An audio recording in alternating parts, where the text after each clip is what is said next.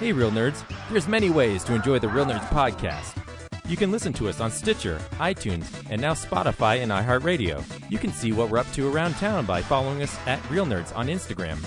And if you want to send us your thoughts, you can email us at realnerds@gmail.com or call us at 720-6nerds5. Like us on Facebook at Real Nerds Podcast or tweet us at Real Nerds. And now on with the show.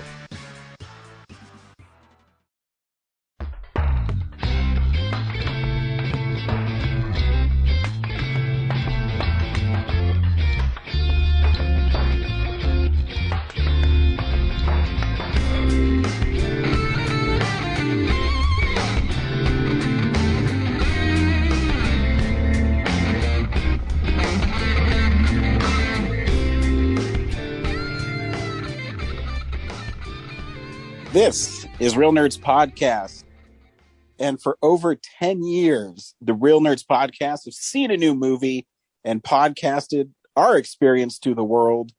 This week, we went back and saw Venom. That just made me like choke.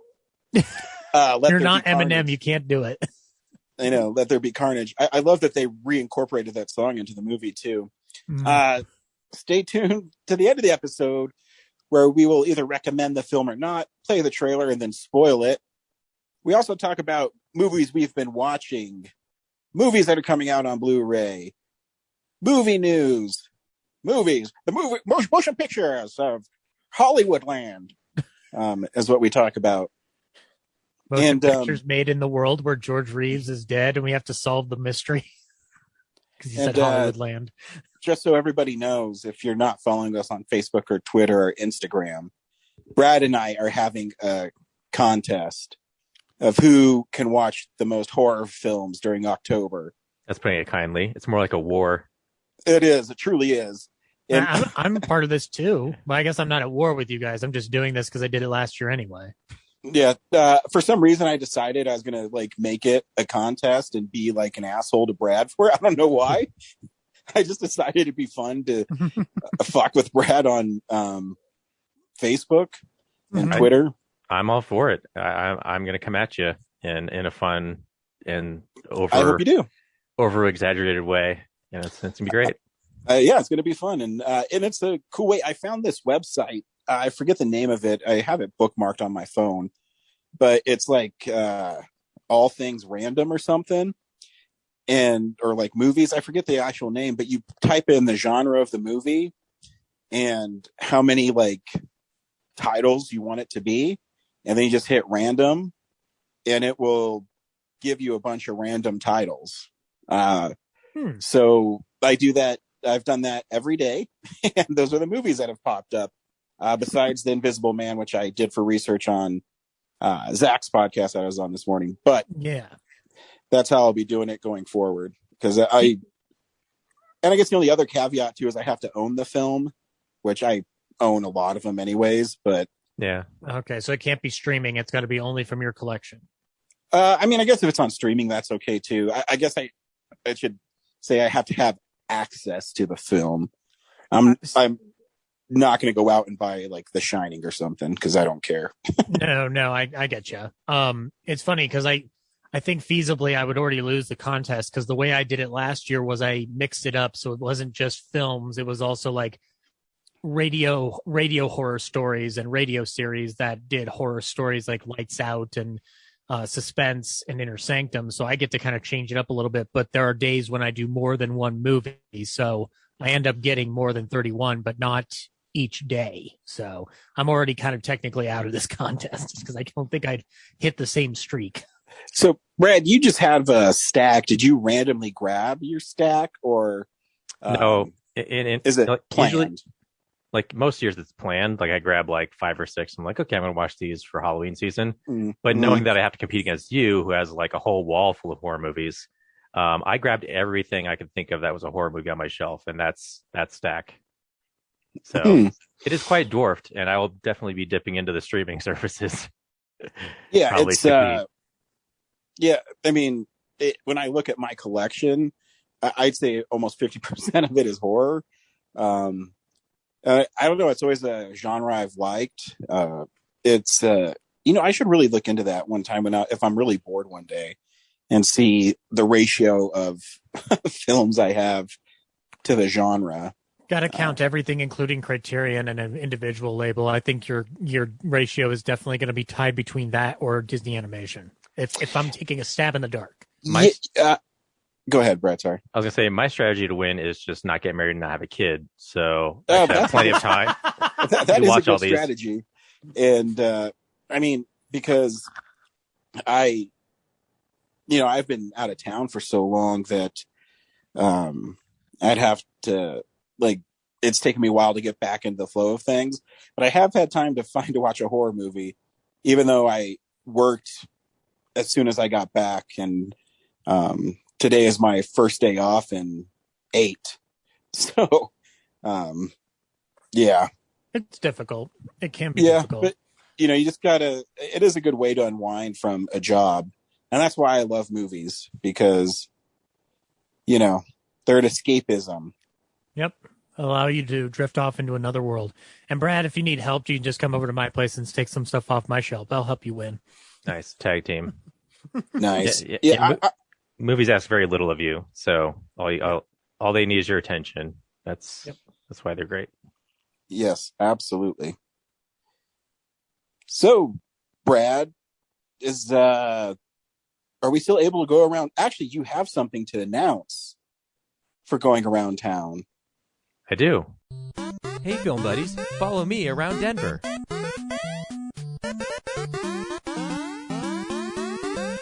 This week at the drive, I'm just kidding. First of all, I just found out today that on Friday, Justice Team, the 48-hour film that Zach and I and a bunch of others made last August, is been selected to the best of screening, and it is already announced that it's it's nominated for some award. I'm not sure what it is, but it's getting one, and we'll find out during the screening. So now, very cool. Corinne also helped out, and I would add way more than I did on the project. So that's right. Yeah, she's not here right now. So Corinne did a lot more than Zach did, but still, Zach, we all contributed. You should know when she's not here or you're not here, all I do is say you did way more and make fun of that person to see if they're listening to our podcast. I get you. So temporarily, I'm better than most people. I got you. Exactly. Doy.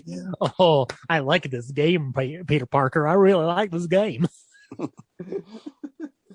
But yeah, no, congratulations, buddy. I was curious. There was a lot of other good selections that came over from your screening that got in there. So I'm really glad that there's a nice batch of things going on there. Yeah, it was shocking. There's 5. So there's more award winners than actual screeners. They narrowed it down to 12 that are actually going to screen. And then there's a bunch of others that are actually going to get awards but not screen for whatever reason. And from our screening group, which was like 10, I think, the preview night, 7 of them made it into the best of. Wow. Jesus. And 5 of them are like screening. 60%. Wow. Yeah. 5 of them are actually screening. So yours is screening. Yeah, mine's one of them. Yeah. Woo. Party. Ours is, yeah. So love it. It's a shocking ratio from that group D. All good stuff. Like I said, when I was watching, I was like, this is the best, most solid block I've watched of all 4. And then, you're proven correct. Yeah, I did not expect them all to make I expect maybe 2. And then, they put 5 of them in there and give 7 of them nominations for something. And the awards are expanded this year. Like, you can win best trailer and best poster too. So that could be what we're getting. It might not necessarily be about the film itself. So best is the best. I just realized, Brad, it's probably going to be for best poster. And the only reason it's going to be for best poster is because my name's on it. Am I getting this game right, Ryan? Yes. Now you're picking it up. I'd also like to point out that a unique thing this year is that you don't, as much as I encourage you to come down to the Bug Theater and watch them all, you can live stream them for free. So if you go to a website during the event and just connect, you can see what you can. Probably just watch all the films in the best of and watch the awards and Q&A. So again, I'd rather you pay the $10 and go to the theater and support the theater. But if you're like, absolutely can't go and still want to like find out what it's like, just jump on that live stream that the 48 will post. So very cool. Wonderful. Yep. Congratulations, buddy. Thanks. Yeah. Sorry, someone messaged me like as I was talking. Anyway, did it say 7 days? 7 days. Ryan knows what I'm talking about because it's the ring. Yeah. So yeah, that's. Congrats. Yeah. Are we done with me? Can I talk about the? The 88 Drive-In is on its final 2 weeks of their season, and let's see, it's October 4th right now. So it looks like Monster House, Venom, Let There Be Carnage, and Malignant are the final lineup. I think there's one more week after this, or maybe this is the last week. And then the Holiday Twin, starting this weekend, is showing obviously No Time to Die and Venom Let There Be Carnage. No double features, just each on separate screens. Nice. Yeah. So wonderful.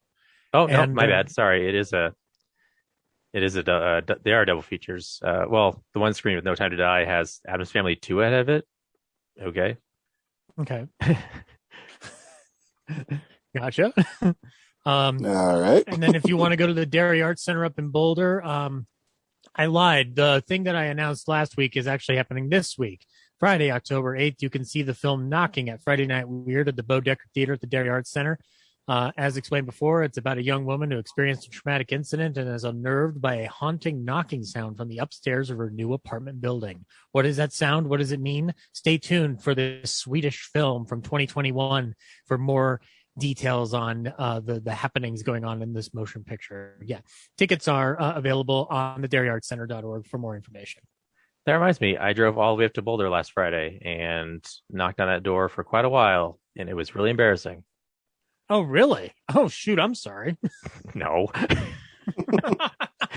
I'm just saying be more careful in the future, because that could be someone else who's not as cool as me. Wait a second, the real nerds told me this, baby. We jump on Twitter, there's someone flaming us for like wasting their gas and time. Bring them on over to the Ballyhoo page. I'll fight them there. This isn't the real nerds fight. This is my fight. When Zach talks about the Dairy Arts thing, it's not part of the real. It's a Ballyhoo program, so definitely take it up with Ballyhoo.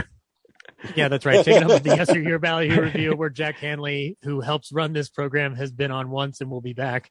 By the way, I guess I'll point out that next week they're showing Blowout with John Travolta, directed by Brian De Palma, which is a fun movie. So if you have any desire to go see that, you can check that out. Real Nerds is not responsible for anything the Ballyhoo may promote. Talk about The Ballyhoo is not responsible for Real Nerds or the jerkiness of one Brad Haig. Yeah. The Ballyhoo are not. You're not represent the Real Nerds podcast. Real Nerds podcast is not responsible for the happenings in John Claude Van Damme's Damn Van. Actually, it absolutely is. Oh, okay. I was gonna say, what's another project you don't want to associate yourself with? The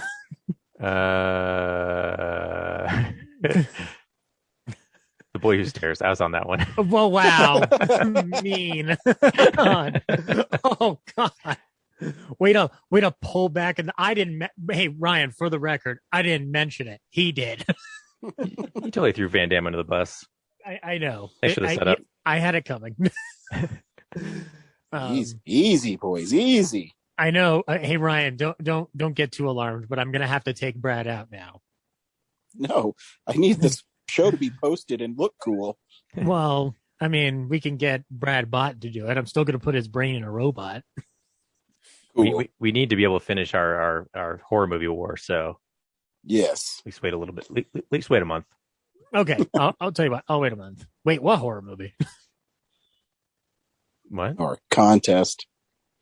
Oh, yeah, Ryan the horror Spooktacular 2021. No, you know what? Brad lame. Spooktacular 31. I'm getting this. I'm also part of this contest, gentlemen. And also, I was mixing that up with the idea that Ryan and I have been mulling over together, which is going to be a cool idea. So I'm excited for that.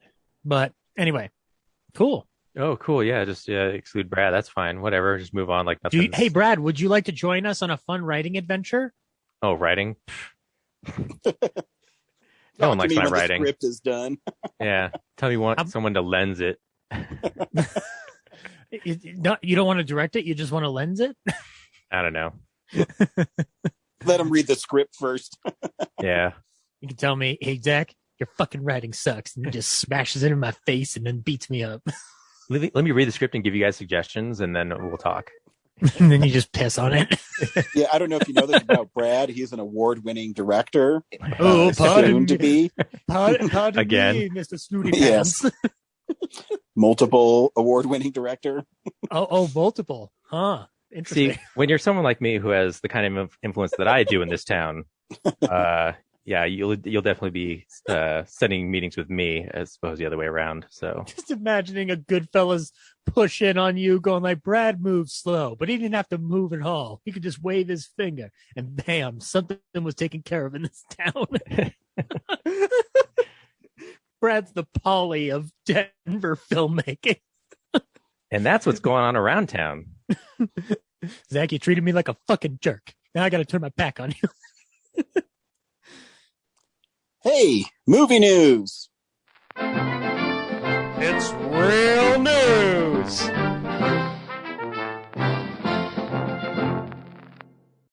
All right, ladies and gentlemen, let's kick off the news segment today with the updated news from today that the IATSE members have voted to authorize a strike. This means that most productions will shut down. Yeah. Give people proper working conditions, please. Not that hard. I don't know. Anybody have any thoughts on this? Well, it seems it happens every few years. This is one of those times where the major crew member guilds are the ones striking and not ones in the writers branch or acting branch. So this is pretty damn significant. And I, knowing some folks who work under the union, I'm very frustrated that they're being mistreated like garbage for this. So I am hoping that their conditions are met in due time so that they can get back to work and that they are given a safe environment to work in. So it sucks that it came down to that. Negotiations stalled with the AMPTP.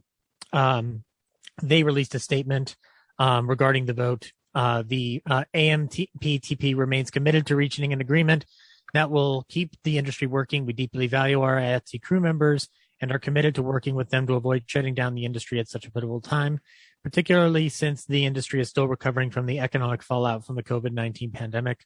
A deal can be made at the bargaining table, but it will require both parties working together in good faith with a willingness to compromise and to explore new solutions to resolve our open issues. The conditions IATSE is asking for include things like not working 12-hour plus days, getting cost of living pay increase, changing the new media deal that was struck with the streaming platforms. A lot of this boils down to the streaming platforms playing wonky with like, well, we don't know if it's a proven thing or not. But as we've all seen with the lack of theater attendance and the rise in streaming is a relatively solid platform. And so therefore deals can be made to make sure that people are properly compensated. I'm sure more on this will keep developing as the days go on. According to Variety, 90% of all IATSE members voted, and those who did, 98% of those who voted were in support of the strike authorization. So this was a big, overwhelming support for shutting down until these resolves are met. So here's hoping that IATSE gets what they want, at least from my end. As a popular...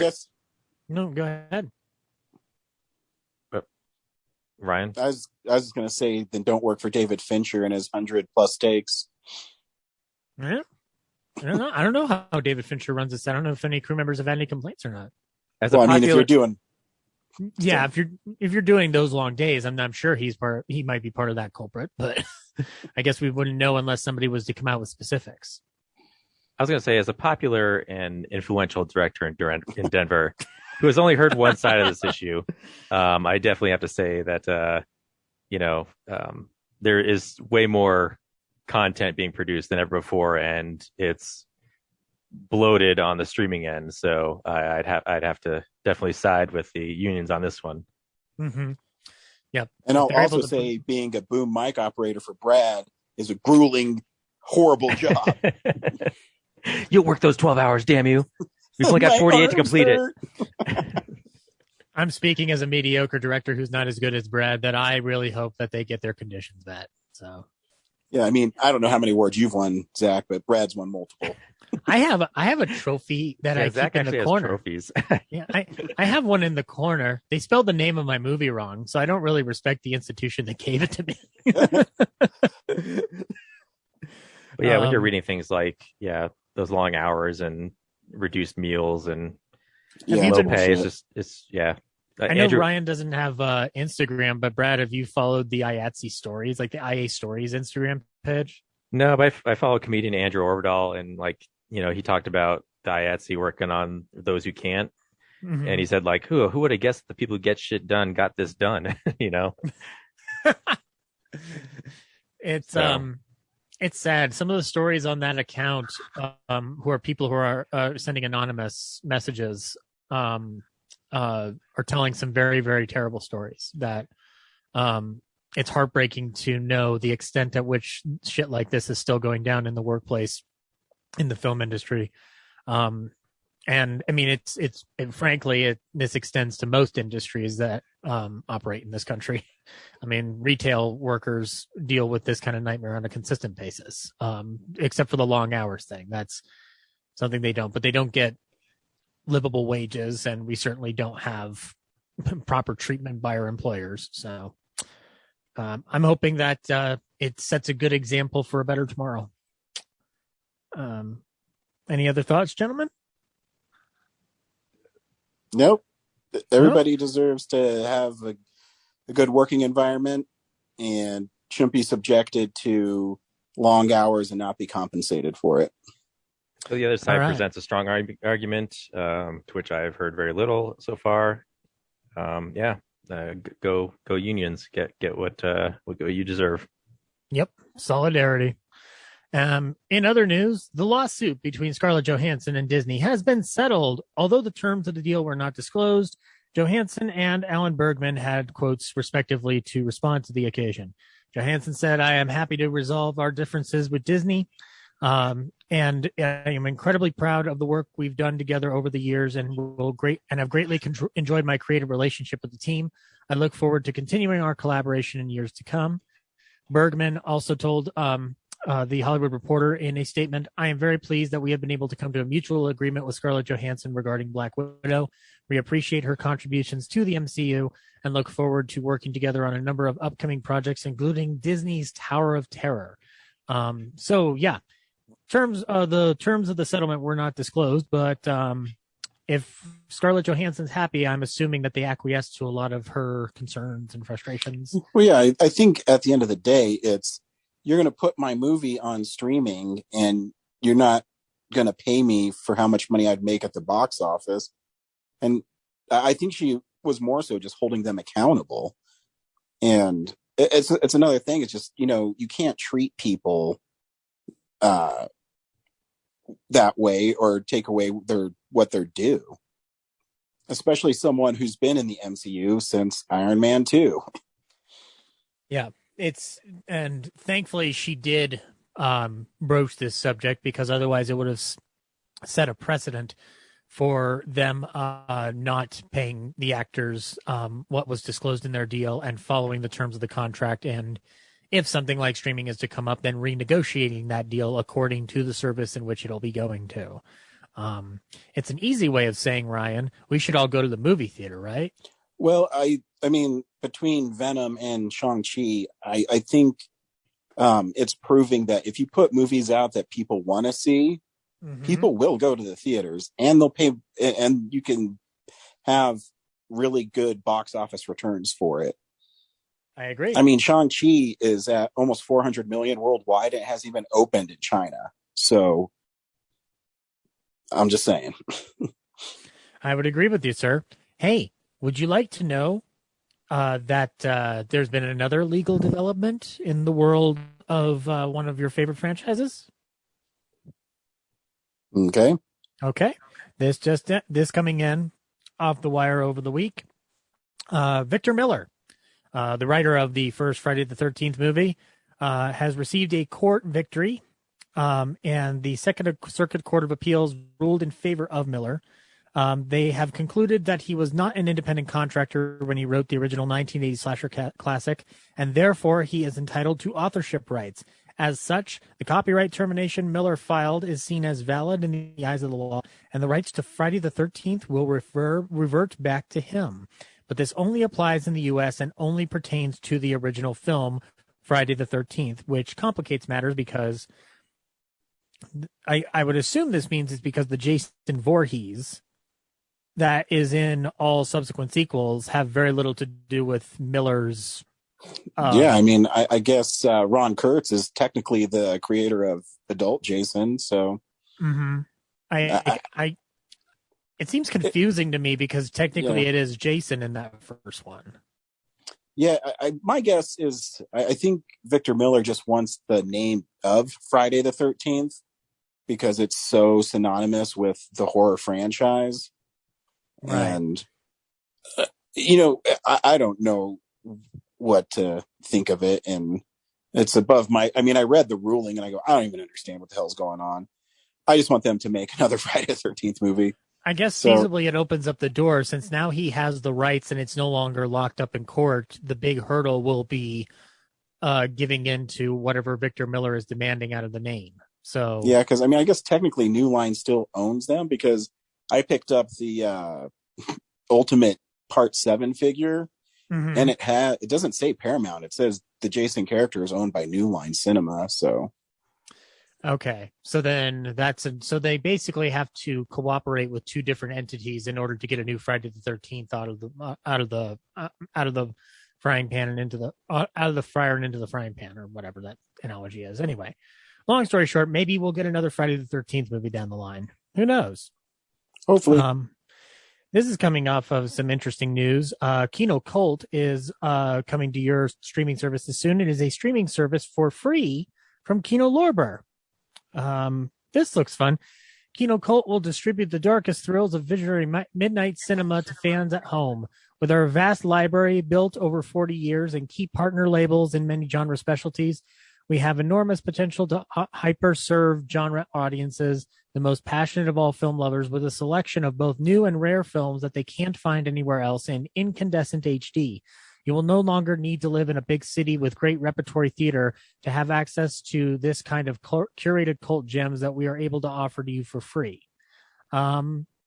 It's interesting. It sounds like they're going to be offering films such as A Girl Walks Alone, Home Alone at Night, Dogtooth, Welcome to the Circle, Beasts Clawing at Straws, Forbidden Room, Chained for Life, Let the Corpses Tan. So a lot of like recent stuff that's come out in the independent circuit, but they're also going to have stuff like Mario Bava's films such as Bay of Blood, Black Sabbath, Black Sunday, a whole selection of exploitation cinema, 60s espionage films, 70s and 80s flashbacks, witchcraft and devil worship films. So we're in for quite a treat. I'm glad that it's free. That's actually a really cool idea. I'm assuming it's ad supported, but that I don't know. Ryan, you going to give it a shot? No, free? Yeah, why not? Yeah, sure. Maybe we could do a review of it and see how we all enjoy it. And then moving on, AMC is taking a page out of the Alamo Drafthouse book and doing their own surprise screenings for the month of October. The Thrills and Chills banner is inviting moviegoers to embrace their scary side with a wide variety of films from all across the globe. The statement says, on all October, join AMC Thrills and Chills for horror surprise screenings. Get your tickets now for only $5 plus tax and sit down to enjoy a terrifying unknown selection, horror classics, new releases, and cult favorites, and so much more. They have listed all the dates in which this will be occurring. And only the runtimes. So they are revealing the runtimes, but not the movie. There is speculation that at least one of these titles is It Chapter 2 because the runtime is 2 hours and 49 minutes, which makes a lot of sense. But there is also speculation that Halloween Kills may be among the other surprise screenings. So we'll have to see. I don't know. I'd be willing to give it a shot at a certain point. With Halloween Kills coming out so close in the next week or 2 weeks or so, I highly doubt that it's going to be a secret screening of that movie anytime soon. So, and I don't know if I can take the risk on any given day. But I don't know, Ryan, you want to give it a shot and just try one random one out of the blue? I'm always down to do that stuff. It's mainly coming on Fridays and Wednesdays. So Friday nights and Wednesday nights. So we'll figure out both those days. I'm fucked. Well, there you go. Then I guess I'm going alone or with Brad. And I guess in that case, I'll just go alone. No. Damn, cold. Yeah, I know. Now I have a very specific piece of news. Oddly enough, this is this is oddly specific. The headline reads, the company that holds the rights to the Evil Dead franchise wants Ryan Frost to live in poverty. Yes, the news is coming out of the Evil Dead world that there will be an Evil Dead Groovy collection that will feature the Evil Dead 2, and the complete Evil Dead TV series Ash vs. Evil Dead series on 4K Ultra HD Blu-ray and digital. When asked why they were putting out the releases, the company responded, "We want Ryan Frost to live in poverty and to not raise his child properly." So Ryan, how do you respond to such a boisterous attack on your wallet? Bastards. I think if you don't have the TV collection, the box art looks awesome. And it's coming from Lionsgate, so there is some like book with get it too, but mm-hmm. I don't. I mean, I'm not going to get it because I own all that stuff. I mean, I said that about the steel books, but I think it's like $90. I don't know. I mean, it looks awesome. Yeah, and it does look like it still contains all the special features. So really, you are just buying this for new packaging and stuff. There is an additional quote. When asked what she thought of the news, Laura Frost responded, "Motherfucker better not." I just can't believe your wife talked to Slash Film. The Scream Factory is still supposed to be releasing Army of Darkness in 4K sometime next year, so that's the one I'll hold out for. Oh yeah, that's right. I do have an article here that Scream Factory said, "Fuck Ryan Frost and his stupid money." Damn it! I knew it. I don't appreciate the news being hostile to only you. And the last piece of news, I think, is the most important news of all time. In 2007, there was a movie called The Bee Movie with Jerry Seinfeld, and it's about a bee who sues humanity for honey. And the movie contained a lot of sexual overtones regarding a relationship between a bee and a human. If you don't think this is the case, rewatch that movie. Jerry Seinfeld made an overtly delayed apology on the sexual nature of the Bee Movie. He said, "I apologize for what seems to be a certain uncomfortable, subtle sexual aspect of the Bee Movie, which really was not intentional. But after it came out, I realized this is really not appropriate for children because the bee seems to have a thing for the girl. We don't really want to pursue that as an idea in children's entertainment." Sure. Why now? You went this long without apologizing for it. I don't understand. It's the Bee Movie. I don't think anybody remembers Bee Movie. Yeah. Except for me, because I'm just like, it's Jerry Seinfeld as a bee. I don't know. I mean, I went to the theater. My dad and I went because we're big Seinfeld fans. So of course we went, but it didn't really affect me to keep remembering it. So anyway, that's news. Lots of movies are out on Blu-ray this week. DVD releases and Blu-rays. Alrighty. Our October 5th release date comes with some wonderful selection. The Monster World. For example, you can get the 4K edition of the Universal Classic Monsters. This contains Dracula, Frankenstein, the Invisible Man, and the Wolfman. Surprisingly, no Bride of Frankenstein, but maybe we'll get a volume 2 if y'all fucking buy it. And we are also getting the Steelbook releases of the 4K transfers of several of the Halloween films, including Halloween 1, Halloween 2, Halloween 3, Season of the Witch, Halloween 4, The Return of Michael Myers, and Halloween 5, The Revenge of Michael Myers, complete with wonderful new Steelbook art and new 4K transfers for a lot of these sequels. So I don't think they're Steelbooks. I think they're hard cardboard. Oh, really? Yeah. Oh, I thought they were steelbooks. Oh, that sucks. Okay. I'm still getting them. I thought that's what it said on the press release. Oh well, whatever. Anyway, buy those movies anyway. Support these 4K transfers. Maybe they'll get the rest of the series in 4K for me, even though I don't really need Halloween Resurrection on a 4K. Tex Avery Screwball Classics Collection Volume 3 is coming to you from Warner Archive. I know Ryan's already got that coming his way. Be here tomorrow. Yep. With Super Monkey Ball, Banana Mania. Yeah, there you go. You can There's also a new get Monkey Ball game? Yeah, it's like for the Switch. It's not the Banana Blitz one? No, it's called Banana Mania. It's the 20th anniversary of Monkey Ball. What does one do in Monkey Ball? You're a monkey inside a ball, and you have to collect bananas. It's kind of like Marble Madness, but with monkeys. Okay. And you roll them to their deaths as they drown slowly in the ocean. So it's basically a remaster of all the Monkey Balls, and there's 300 stages, and it has 12 mini games, and it comes with a really cool packaging. It has like a little art book with it. Yeah, I'm excited. Brad and I used to play this on the GameCube all the time. Damn. Really? Yeah. This was a GameCube game? Yeah. Yeah. What the fuck? Need to get into video games, I guess. Moving on, Shout Factory is putting out a Don Knotts 5 film collection. This includes The Ghost and Mr. Chicken, The Reluctant Astronaut, The Shakiest Gun in the West, The Love God, ? And How to Frame a Fig, all coming to you through the Shout Factory collection there. You can also get on 4K The Hunt for Red October, starring Sean Connery and Alec Baldwin. I don't know if this is a Paramount Classics thing or not. It doesn't. No, Ryan, is this a Paramount Classics thing? Doesn't look like it. Which one? I'm sorry. Hunt for Red October.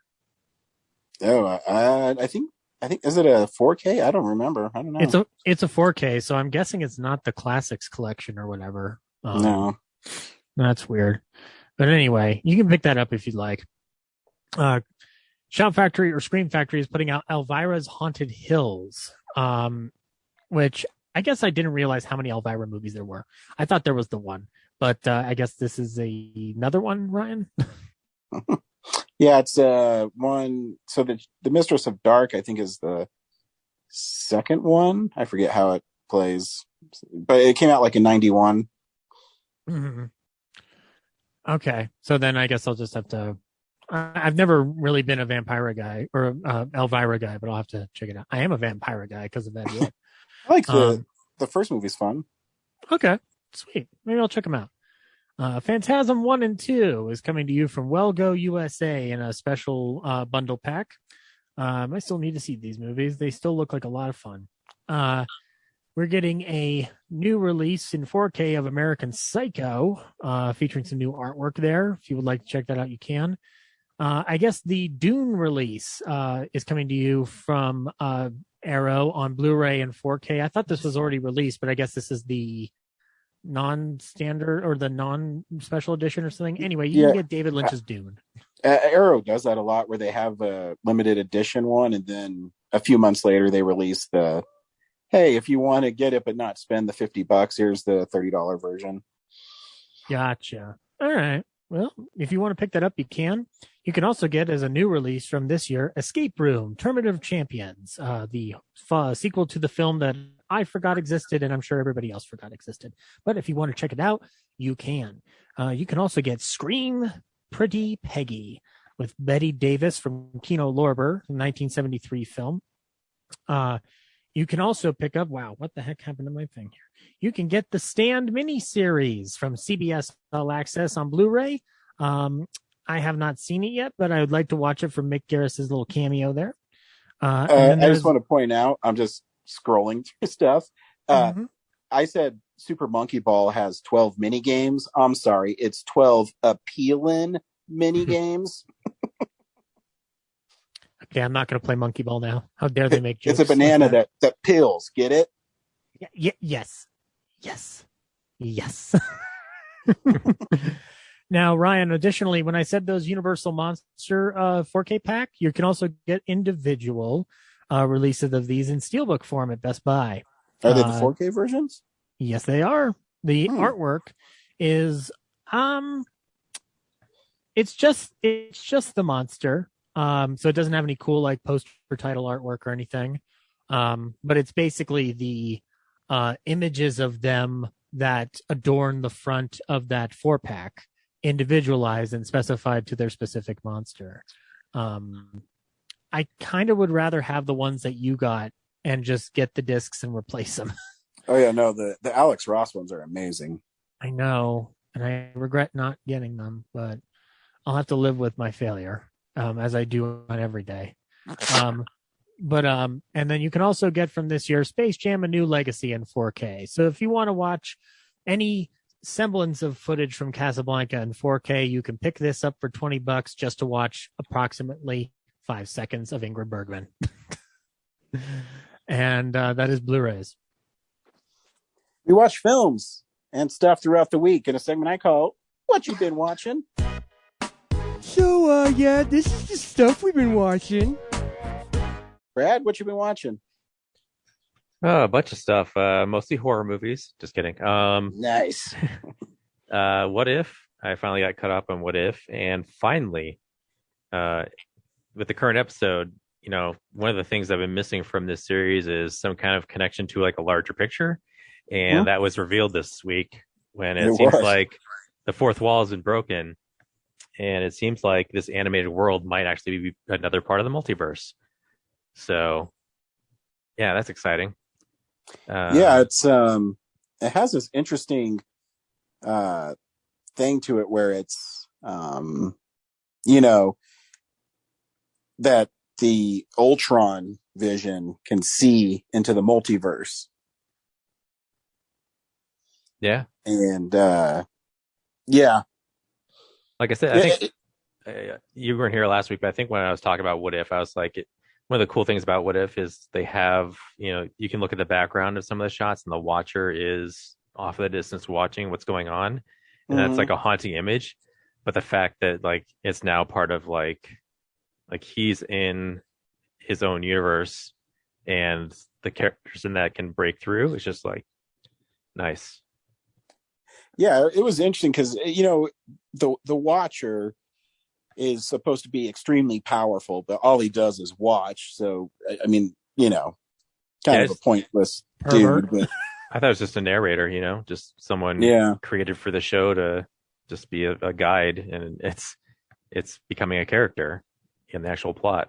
So, yeah, it's really interesting because it's kind of whiplash because the Thor bro episode was really just silly.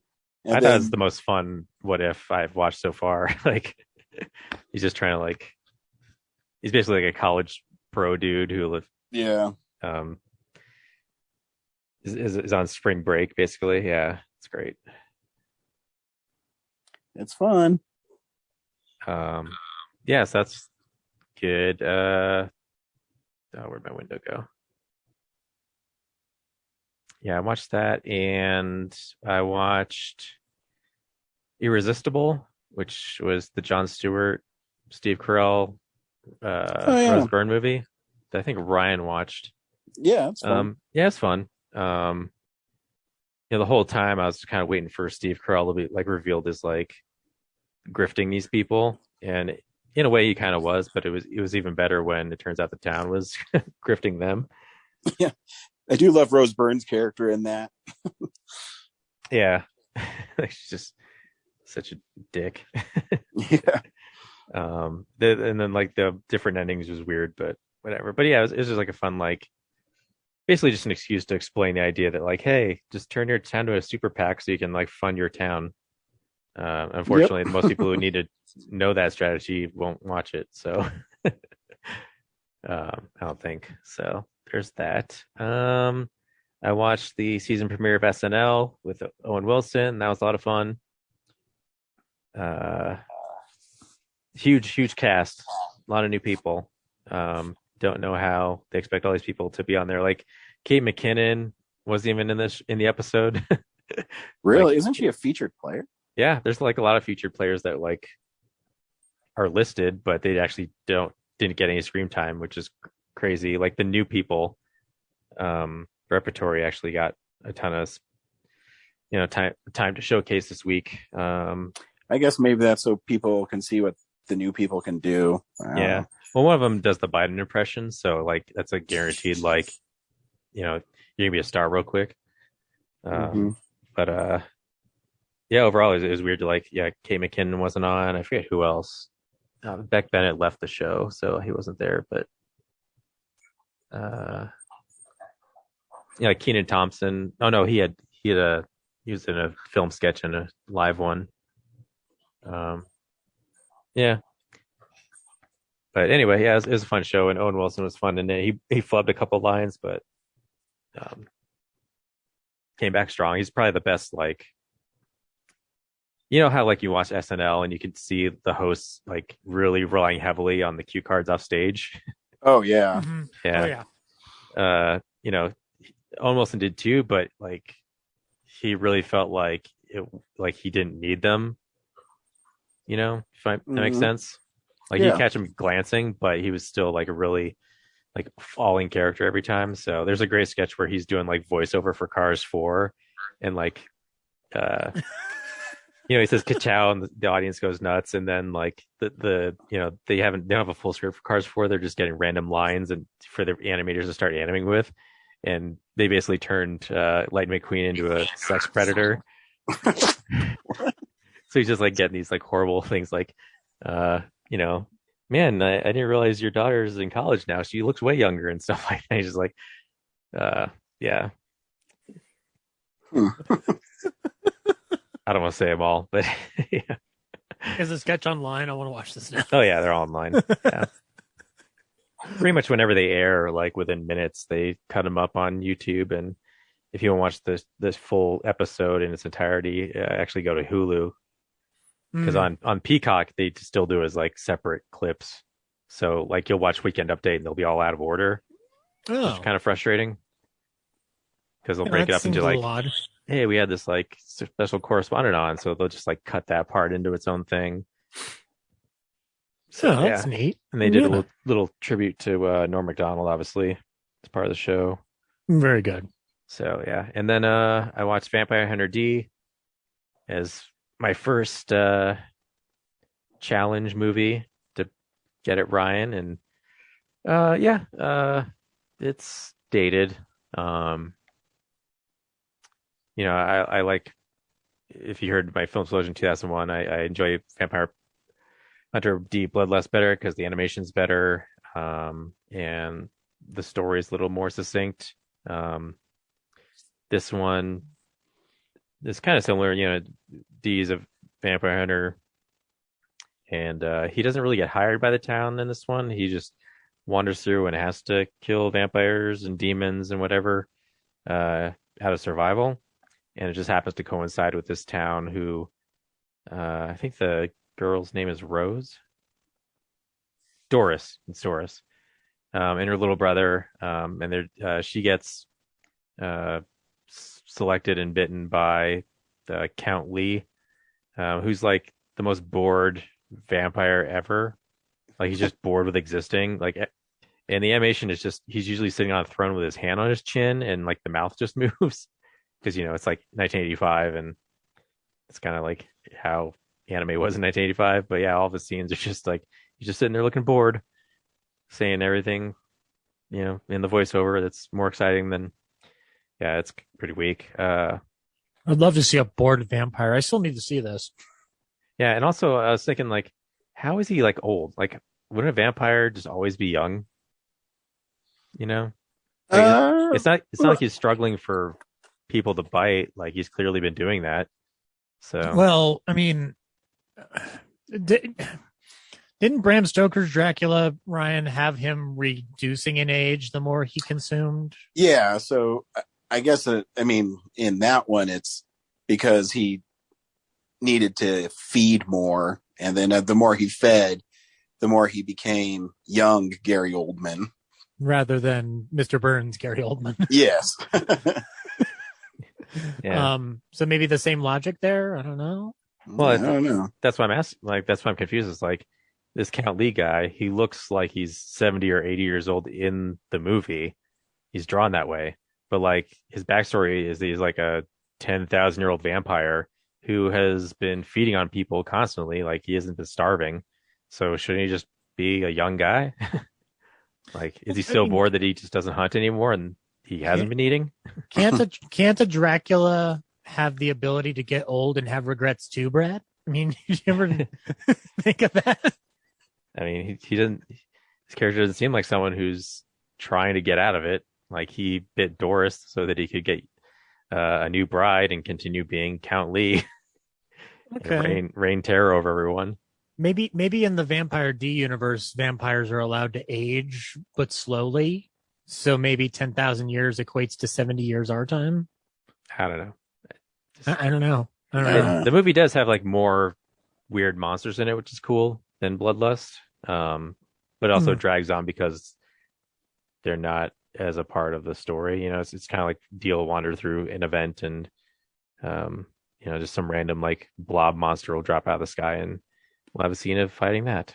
So, I mean, short of digging up Bram Stoker and bringing him back to life to answer these questions, I don't think we're ever going to know the full answer. Well, I think, every vampire movie plays by its own rules. Yeah, that's true. For example, see Twilights 1, 2, 3, 4, 5. Yeah, this one, D gets his hand cut off, crawls over, sews itself back on. Multiple characters get stabbed through the chest. They survive another day. So the rules are ambiguous and unnecessary. Sometimes just enjoy the ride. Yep. Yeah, I think that's all I watched this week. Oh, Ted Lasso. Penultimate episode of the season. Weird time to like put all these new developments in place to maybe resolve them all in the season finale. It's just, so suddenly there's just all kinds of complications between people's relationships in the penultimate episode that they didn't bother to drag out through the whole season. So I'm just like, oh God, what are we in store for next week to wrap all this up? It's going to be devastating. That or it's cliffhangers for next season. Yeah, I imagine there's going to be at least one cliffhanger. Like, one storyline is going to get dragged into extended. season 3. But I mean, just like 5 new things came up in this episode. They're just like, oh man, like now you're going to put like a wedge between Roy and Keeley before the I mean, if you really want to know what's going on in it, you can see Corinne's spoilerific Twitter feed. She's vague enough where I still don't know what's going on. I just know Jason Sudeikis is in it. Yeah, I guess if you're someone who wants to enjoy the show cold, it's spoiler, but I don't think Ted Lasso is like a series that's just like hinges on surprises, you know? Mm-hmm. Yeah. So it's not that bad, but is it more complicated than The Blacklist? Do not mention that fucking show. No, Ted Lasso is apparently right now really about like mental health. So, the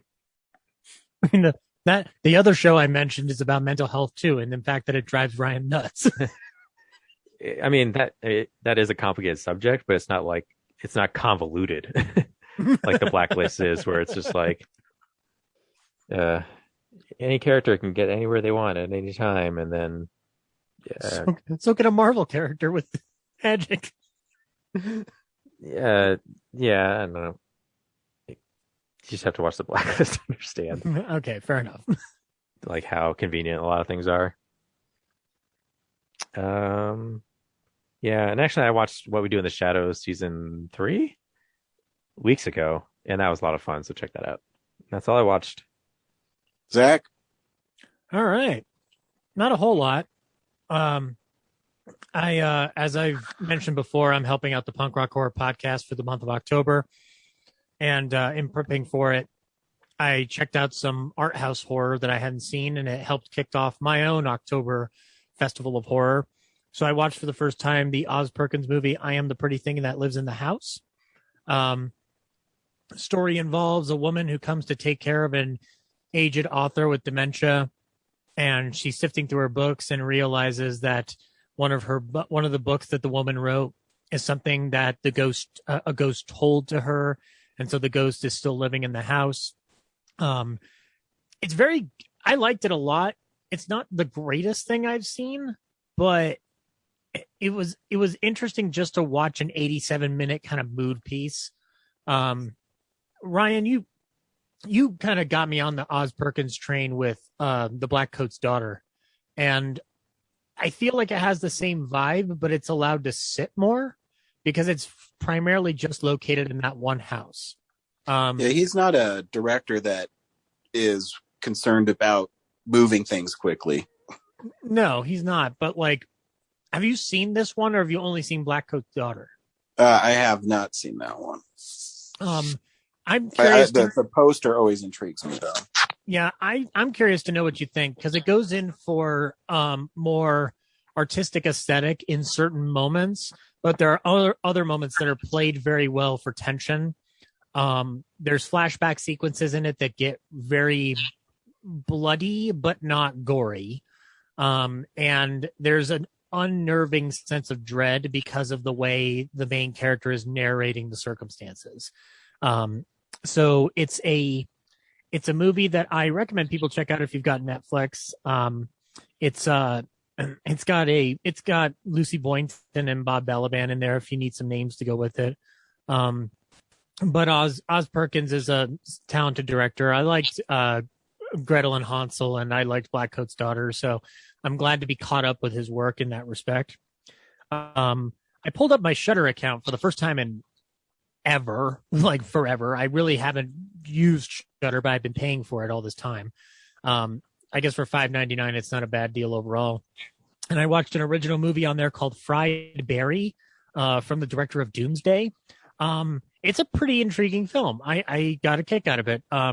It's about a drug user in Cape Town who gets abducted by aliens, probed, inhabited by aliens, and he goes about a day in Cape Town, having sex with random people, partying too much, rehabilitating the relationship that the Barry character has with his wife and kid, and saving a whole group of kidnapped children from a weird guy wielding a chainsaw. It's a very trippy, out there movie, very much an episodic affair. The horror elements in it are a lot of fun, but a lot of the other visual aesthetic in it is just ramping up the intensity and trying to push anxiety. It looks like it kind of tries to go for the same vibe that Uncut Gems has in terms of how it keeps going and never stops. There's some unique traits in it, like halfway through this hour and 40-minute movie, you get an intermission that's all trippy and spacey and whatnot. So it was interesting. I was glad for the blind dive in. It's quite an interesting film if you want to check it out. I think if you're not into bottle pieces that have a lot of chaotic imagery like that, I don't think it's going to be up your alley. But if you're able to go on that kind of ride, I think you'll be surprised by how innovative it is with what it has to work with. And then Ryan, I'm happy to announce that I broke my Vinegar Syndrome cherry with a title called The House of Usher from 1989. The reason I picked this up at the Colorado Festival of Horror, along with other titles, this one I picked because I saw Donald Pleasence's name in the credits, and I've not seen every Donald Pleasance movie. So I'm appreciating getting to find new ones each time. In this one, he's with Oliver Reed, and it's basically a recreation of the House of Usher, with some small retooling to change up characters that are in the house with the family. And it's set in the 80s. The production is cheap. You can tell that the sets are made of cardboard that are supposed to be stone. However, there is something about the ambition that I appreciate, because with sound design, when it was released in the 80s, with whatever a film print might look like, depending on the condition, I guess you could feasibly have gotten away with it, but you can feel where they're cutting corners. You can feel where it's not up to snuff with a classic horror movie. I think it's why Vinegar Syndrome has found it and restored it. I think it is worth watching just to watch some of the performances by Oliver Reed and Donald Pleasance. Donald Pleasance is the brother of the main usher, Roderick, but it's changed from the sister to the brother in this version. And Donald Pleasance has a screwdriver hand that he uses to kill people with, and it's insane. And he does a little dance with it, and it's quite a sight to see. And at only like 80 something minutes, it doesn't take up much of your time. I was very, very, the big off-put that I have was that the tone goes up and down, zigzagging in a way that doesn't benefit it.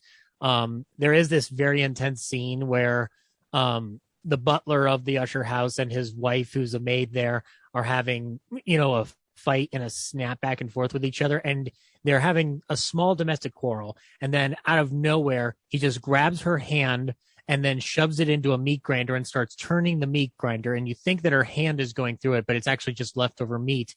And he lets go of her hand and says, "Next time."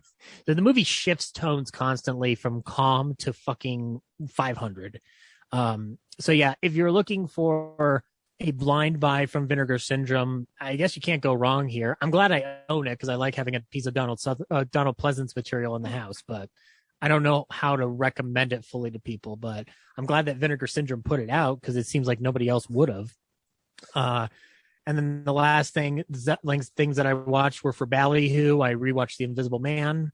Mr. Ryan Frost and I talked about it on the show, and you'll be able to hear that in October because the entire month of October is horror themed. You will be getting Bride of Frankenstein. You will be getting Dracula. You will be getting Invisible Man, and you will be getting The Thing from Another World. So it's a big old month full of monsters. And then the last thing I watched for Ballyhoo was I revisited The Hustler. I had not seen that movie in a long time, Ryan. It's a lot sadder than I remembered. Yep. I always knew that that movie was sad and The Color of Money has similar sad elements, but I just forgot about how much Piper Laurie gets mentally kicked the shit out of in that movie, but leading to what happens to her in the movie. And also, I'm so used to remembering the Minnesota Fats relationship that I forget that George C. Scott's a much bigger part of that movie as Bert. It's just like, The Hustler is just not something I go back to that often. So going back to it, I appreciate it more now than I did then because it's about addiction and about him finding self-awareness. And it's going to make my rewatch of The Color of Money even better because I'm just going to be able to embrace this now as an adult and not as a high schooler trying to get into movies. So yeah, a lot of fun. If you haven't seen The Hustler, check it out. I know Ryan likes it. So if you need two nerd recommendations, there it is. And, that's all I've been watching. 2 out of 3 nerds can't be wrong. Also, by the way, Ryan, I don't know if you remember it, Jackie Gleason's performance in the movie, but he is so fucking understated. It's amazing. Yeah, that's good. I love it. I love it when he just acquiesces to Felson's talent at the end. It's just this small gesture of like, I get it, bro. And then he just walks off and he leaves Bert to be a fucking sad, lonely action addict. It's just fantastic. Anyway, yeah.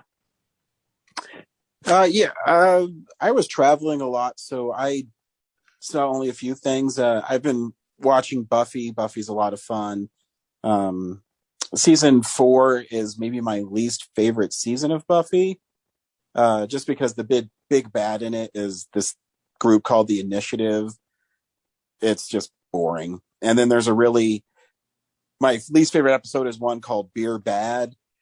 And the premise is a bartender is serving the Neanderthals of college beer that turns them into cave people. I thought just because the cave people like stuff drove me crazy. But as I was rewatching the episode, I realized what drove me crazy is Buffy pining over this douchebag that she slept with and he, ignored her, like ghosted her. And it's just really out of character for her. And I think that's what really bothered me about the episode. I could care less about, I guess, the cave people. I've been watching Spidey and His Amazing Friends, which is a preschool Spider-Man TV show. So I was going to say, because of Buffy, Anthony Head is a prominent character in Ted Lasso. Oh, he's awesome. Yeah. Sorry, continue. No, that's fine. No, see, now that you say stuff like that, I should watch it on your recommendation, not Corinne's, and that Anthony Head is in it. I know for weeks I've been like, I keep forgetting to tell Ryan that the guy from Buffy's in the show, and like it's made by people from Scrubs. Like it seems like something you should be watching. Yeah. Ryan, what if I told you that Bruce Campbell is in every Jack Benny movie? Yep, happening. I don't believe you, but but I'm going to watch every one just to see. I'm just put an earworm in there. But Spidey and His Amazing Friends is just silly. They all have, so it's Spider-Man, Spider, Gwen, and Miles are all in it, but they all have small kid voices, so it's really cute. And then the villains in it, whether it's the Green Goblin or Doc Ock or something, their dastardly plans are stealing a book from the library because there's a passage in it that he wants. And the pumpkin bombs, they don't blow up. They just cover. I mean, if you take it the wrong way, I giggle at it. They get covered in goblin goo.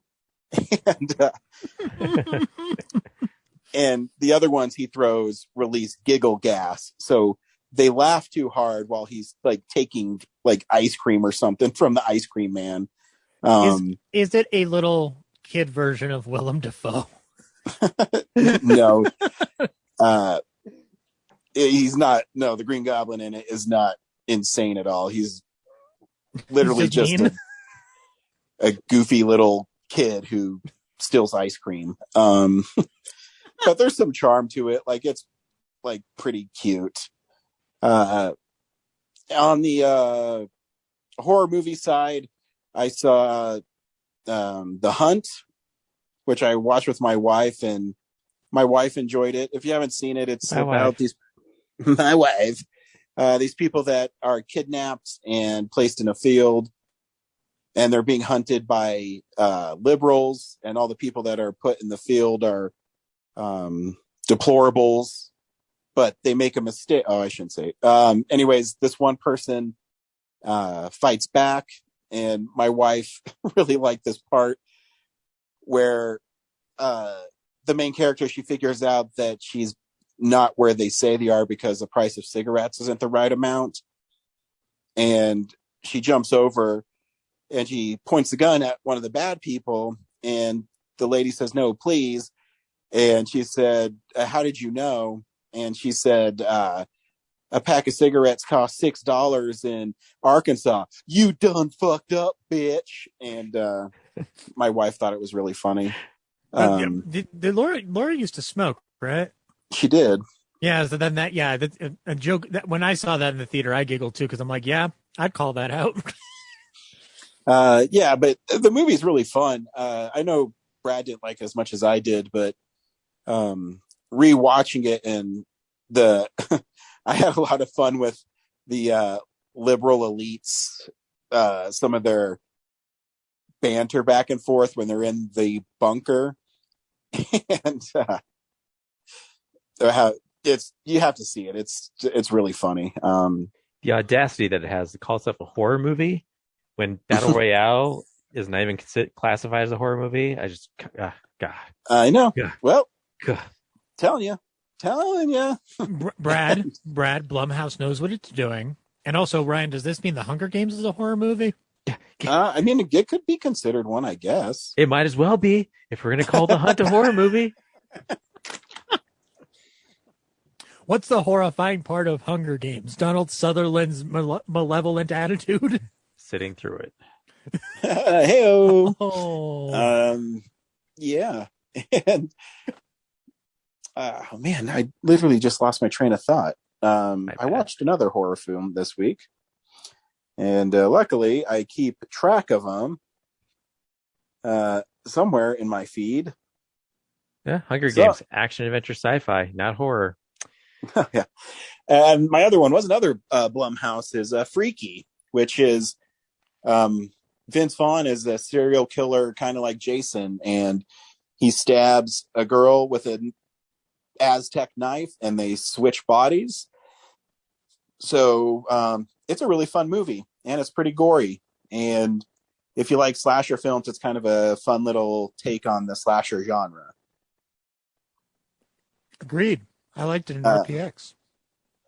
Yeah, it's fun. And that's all I watched this week. This week on Real Nerds, we went and saw Venom. Let There Be Carnage. Brad, do you recommend Venom 2? Not really.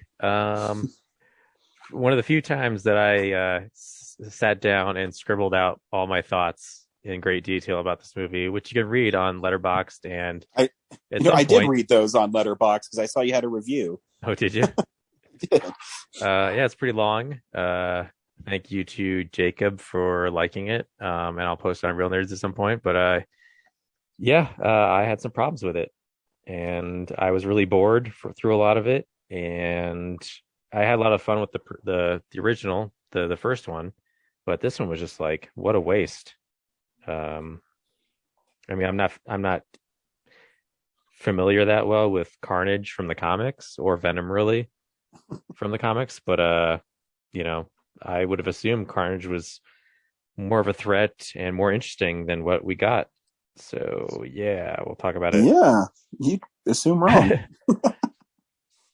Anyways, Zach, do you recommend Venom 2? I can't keep on saying Let There Be Carnage. I hate that subtitle. They said it enough in the movie. They sure did. Venom Part 2. The French title. You know what? I liked it more than Venom 1. And I think a lot of that has to do with Andy Serkis being behind the camera and bringing something else to it, because this movie felt 10 times better in terms of its attitude and what it's looking to do with Venom. I had more fun with the character of Eddie Brock this time around. I am not Venom literate. I have no idea how much of this pertains to the comics itself or what Carnage's representation is. I looked at this solely as a solid B movie, superhero movie, which I think that they fully understood that's what it was after the reception of the first one, because the first one is just, to me, felt like a mess. And this one felt like it cleaned up the mess and understood it's allowed to be silly and allowed to push some boundary. This movie felt like it should have been rated R at many times throughout the screening. And I was like, I'm amazed they got away with a PG-13 rating on this. But it's small things. It's nothing big. It's not when he says fuck. It's more just like there's just certain elements where I'm like, if you let that scene go on a little longer, you can get some blood and guts out of that thing. But again, since I'm in the minority on this one, I already know your guys' thoughts on it from Letterboxd star rating. I guess I'm the lone person who says, like, I would see it if you're interested in continuing the Venom mythos and you want to see what Andy Serkis did with it, but the movie still has flaws, much like the first one did. And I mean, overall, I don't think it's going to fully stick with me weeks down the line into Filmsplosion. So, I mean, sure, why not? If you got nothing else to do until Halloween Kills comes out, which will be the superior October movie, then yeah, I guess go right ahead. I'd like to add, because I shit on it a bunch, like, it was fun. Like, the fun part is watching Eddie Brock and Venom fight each other. Mm-hmm. But when you talk about the R rating, I went to the kiosk to get my ticket, and it asked me if I was old enough to watch the movie. I was like, did I miss something? Was Venom rated R? That's cool. I guess we'll actually see, like, Cletus Cassidy do some awesome kills, right?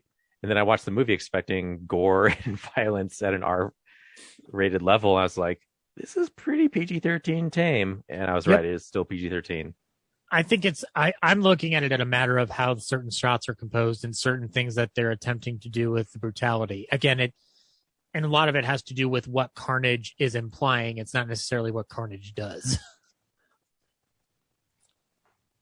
Yeah, no, I mean, this movie is the same problem I have with the first Venom. Is I actually think it's kind of a chaotic mess, and where I think Tom Hardy gives a very committed performance. I actually think the banter between him and Venom is kind of headache inducing, and Venom's trying to be funny, and I don't think he's that funny. My problem with it too is being a big Spider-Man fan is, to answer your question, Brad, no, Carnage isn't that more deep, just like Venom isn't that deep of a character. And yeah, I mean, it was okay. Yep, it's okay. Here's the trailer for Venom 2. Eddie, we should be out there snacking on bad guys. I am a predator. I need to be free. You have got to get control of your aggression, or you will get hauled off into Area 51. You live in my body. You live by my rules. I'm sorry. I don't know what came over me. Please let me fix it so I can play it again. You are a loser. Eddie Brock, I want to give you my story. People love serial killers. Cletus, why me? What's mine is yours, and what's yours is mine. I have tasted blood before, and that is not it.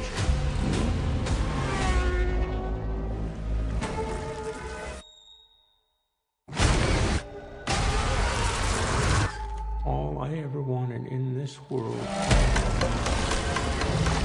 is carnage.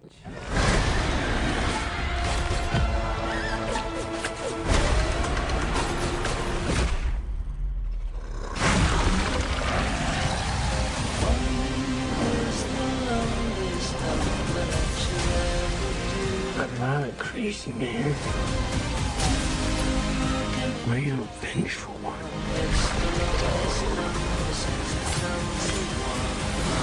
Oh, shit! Whoa, where you going? That is a red one. You need to come out right now. I will let you eat everybody! Promise. I promise! Oh, yeah! Betty, you feel like home to me. Like family.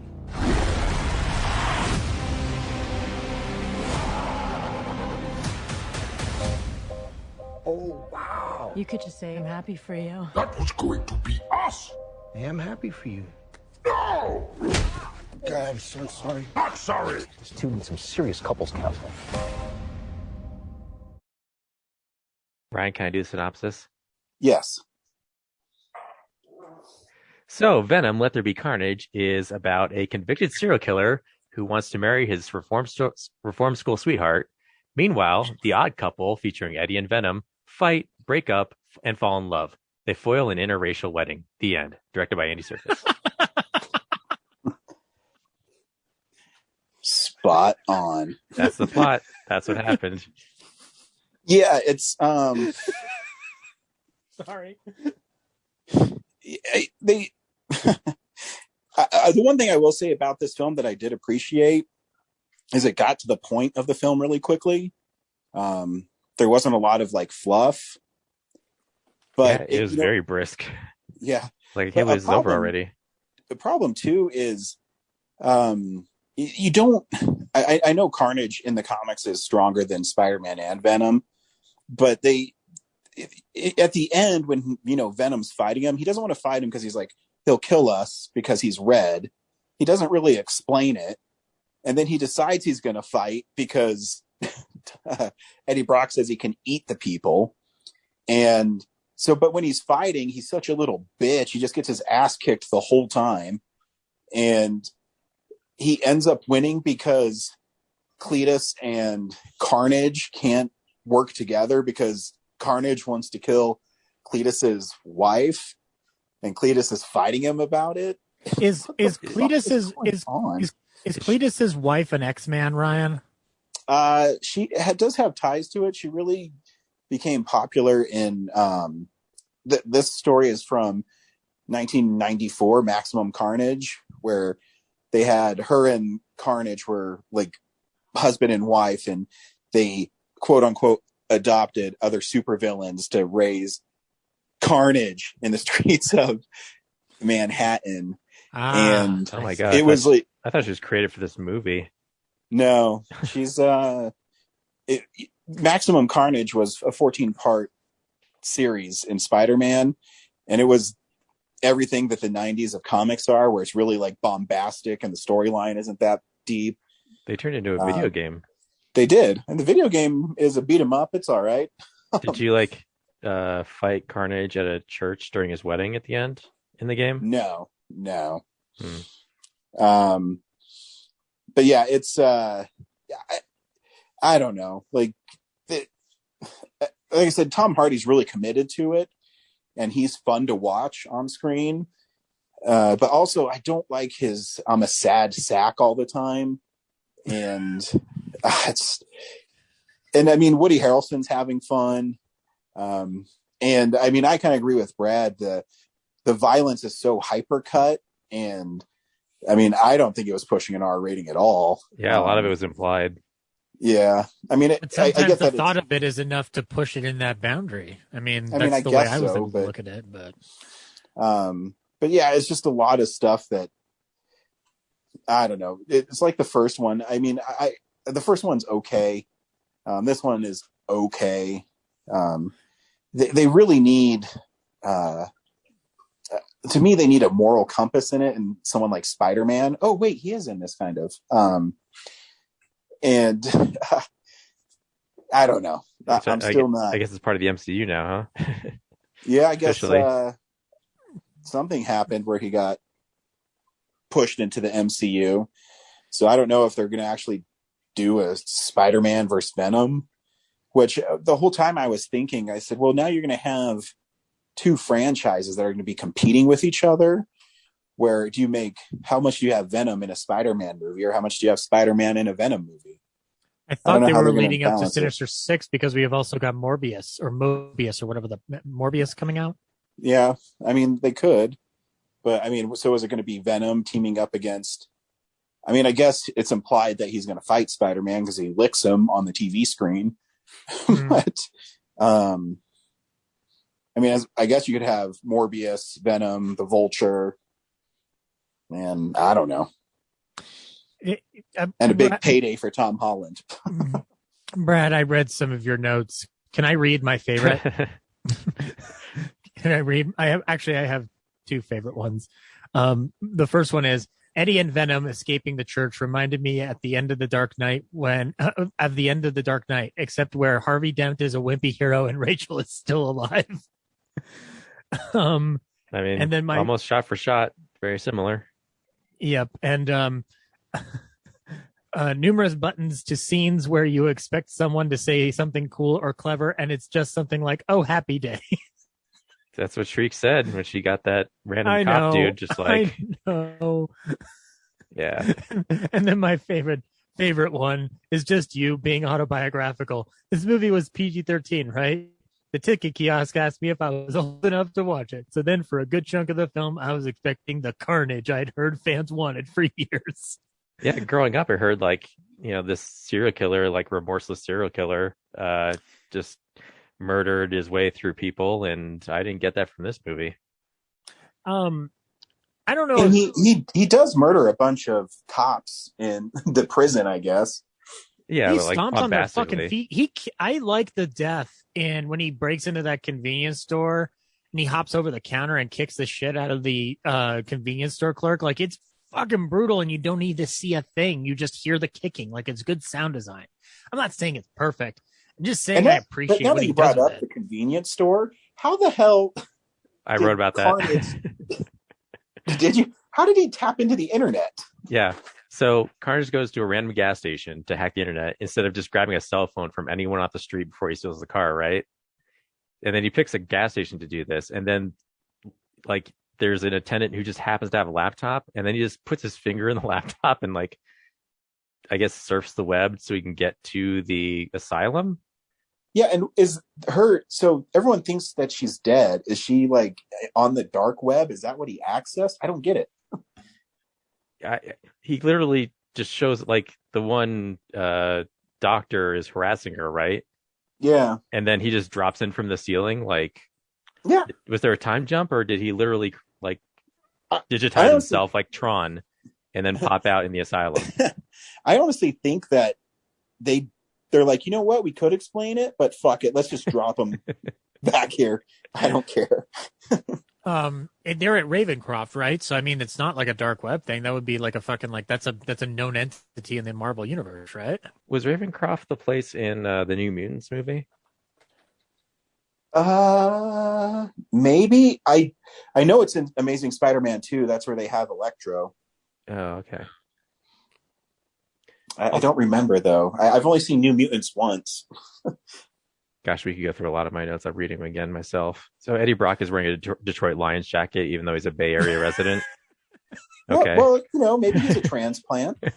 Yeah, you never know. He could be. It's like Californians who come to Denver. They wear LA Dodger shirts when they know that's the wrong idea.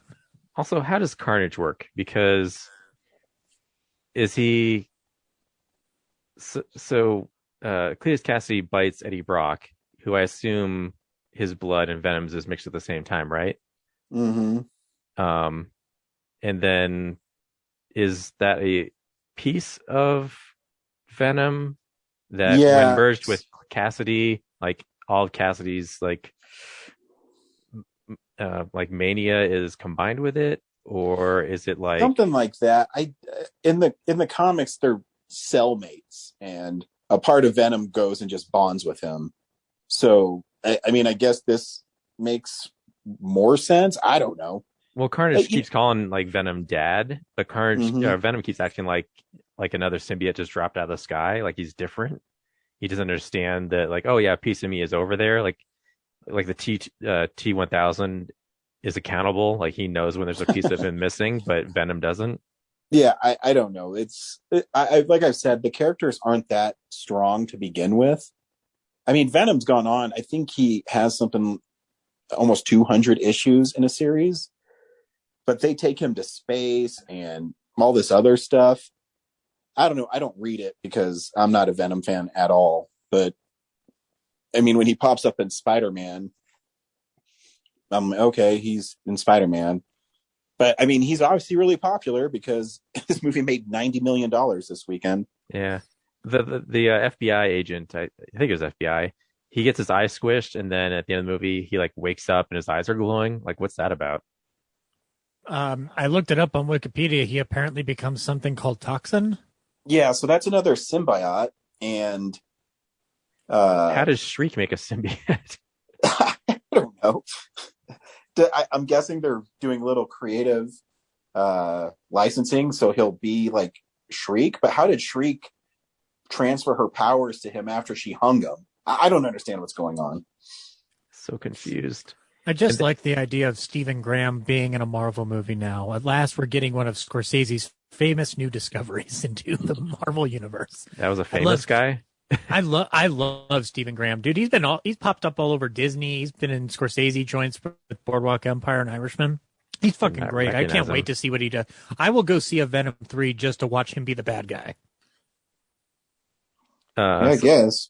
So also Eddie and Venom like have an argument about how Venom can't survive on chicken and chocolate all the time. But at the end of the movie, they're all good and they hide out on a deserted island. Like, where are they even going to get chicken and chocolate? Yeah, they're definitely not getting more people. Yeah, I don't know what's going on at all. Yep. Guys, it's a goofy buddy movie disguised as a superhero movie. I guess we just got to accept that. Just come into my camp and you'll just enjoy it more. You don't have to love it. You'll just enjoy it more. And after Venom leaves, Eddie like drops off his Sonny and Cher chickens in the park. And then I guess like 2-3 days later, they're still at that statue. They don't know how to... are still eating in that grass.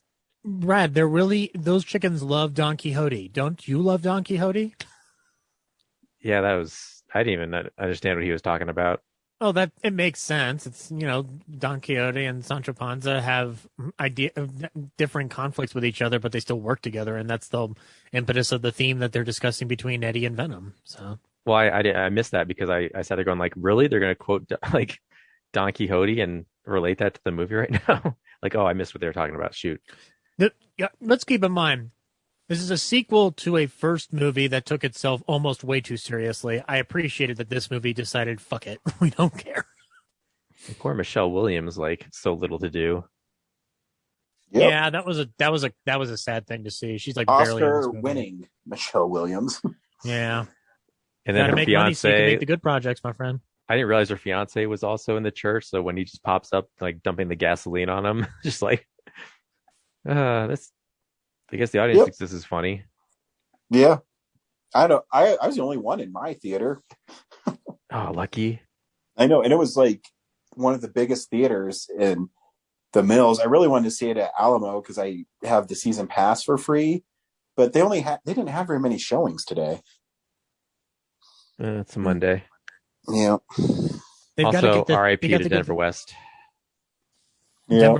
Denver West, the UA theater. Yeah. Yep. What happened? Just shut down? Yep. Wow. I mean, I'm surprised it lasted this long, being like across from another UA. Well, yeah, and also it was basically their, art house one. Yeah. And the last time I was there, I mean, it was a while ago, but they didn't even put marquees up. It was construction colored paper that told you what theater to go to. So hopefully, I mean, you really can't do much with that building except maybe upgrade it to a better theater. So hopefully they'll do that. And maybe someone like Harkins will come in and take it over because, well, I guess they have Old Town. What's the other one that we don't have? The Brad Haig Only Me Theater. Well, there's really no AMC in that area. I mean, the that's closest one is right. Littleton. Yeah, AMC should probably jump in there and, well, I mean, it's still right across the street from another theater, which is tough. Yeah, I don't know. Again, Brad, make a theater where only you are allowed to attend. Yeah, just Brad's. I mean, God, I would totally do that if I was that flush with cash. I would just buy that and make it exclusive private theater. I mean, it's the one I went to in high school and got into doing this stuff with. So that's why it's sad for me to see it go. That's how I feel about about the Cinnabar on Arapahoe. I worked there for 5 years, and I'm like, this was my home for so long. Why does Regal still own this fucking place?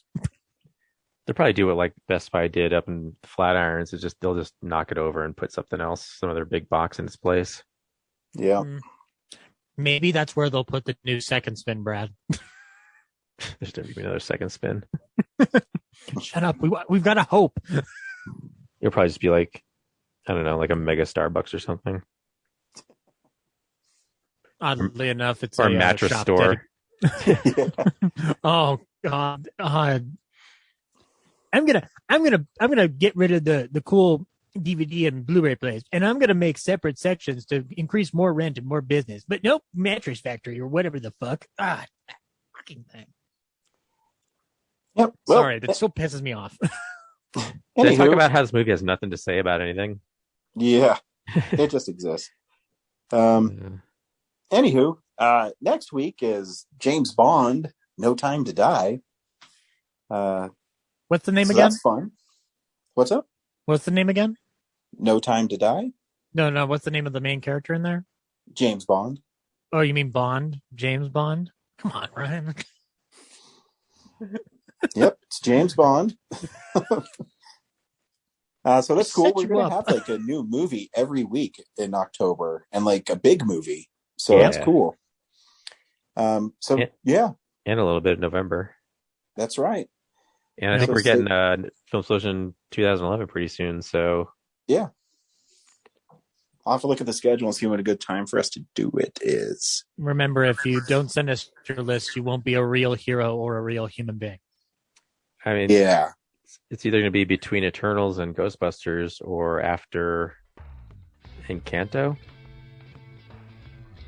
Yeah, we'll have to figure it out. Try not to put 2 in December. So, but we'll figure it out. Yeah, sure will. We always do. And until next week, see you at the theaters. Bye. Bye.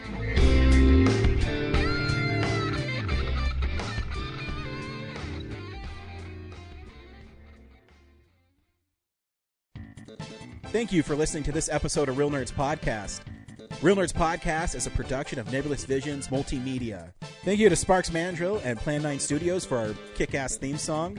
Also, if you're in the Denver area and you're looking for a cool place to see movies, we see them at the Alamo Draft House in Littleton and now also in Sloan's Lake. Thank you to Colorado Coins, Cards, and Comics for supplying us with all our comic needs, especially you, Andrew. You know who you are. And a big shout out to James's mom. I'm giving you an electronic hug that you can feel through the airwaves. Thanks for listening, and have a nice day.